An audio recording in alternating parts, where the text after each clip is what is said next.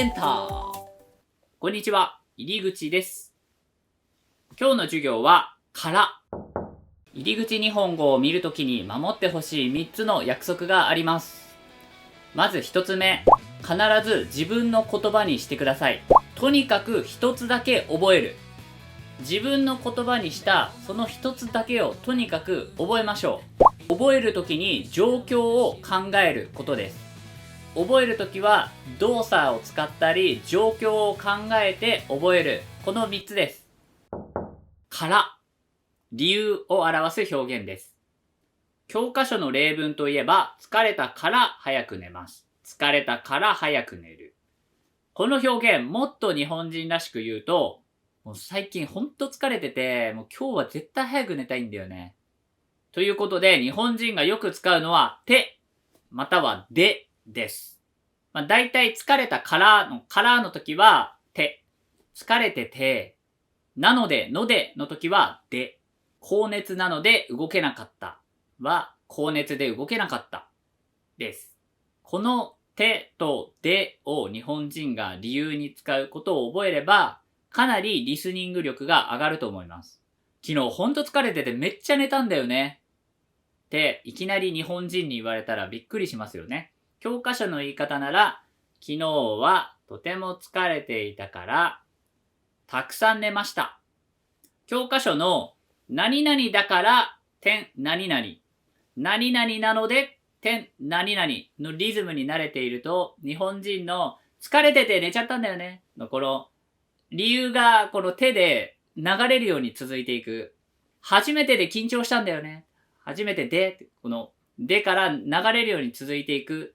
この言い方が聞き取れないと思うんですよ。では早速例文でこの言い方に慣れていきましょう。できればシャドーイングしてみてください。例文スタート。筋肉痛で動けなかった。二日酔いで頭痛かった。寒すぎて外出れなかった。もうめっちゃ暑くてすごい汗かいた。昨日ずっと本読んでて眠れなかった。全然知らない。俺テレビ見なくて。はい。ということで今日の理由を表す表現なんですけど、これを自分で言うのはすごい難しいです。例えば、レシピ通りにやったから料理がうまくいきました。レシピ通りにやったのでうまく料理できました。これをてやで省略はできないです。日本人もしないです。自分で話すときは、から、だから、ので、なのでを使っていいと思います。間違いではないです。ただ、今日勉強した表現は日本人がよく使うので、リスニングのために覚えておいた方がいいと思います。ということで、今日のまとめ。日本人のリズムは、何々だから、何々、何々なので、何々ではなく、疲れてて早く寝た。初めてで緊張した。このスピード感、手とでで省略して一気に言うような感じがするので、リスニングが難しい原因の一つです。これを意識して慣れれば、すぐリスニング力は上がります。自分で話すときは間違いないからやのでを使えばいいと思います。この表現、言い方にどんどん慣れると自分でも出てくる。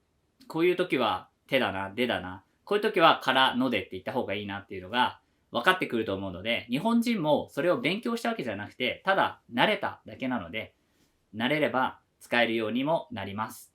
それでは今日の授業はここまでです。入り口でした。エンター。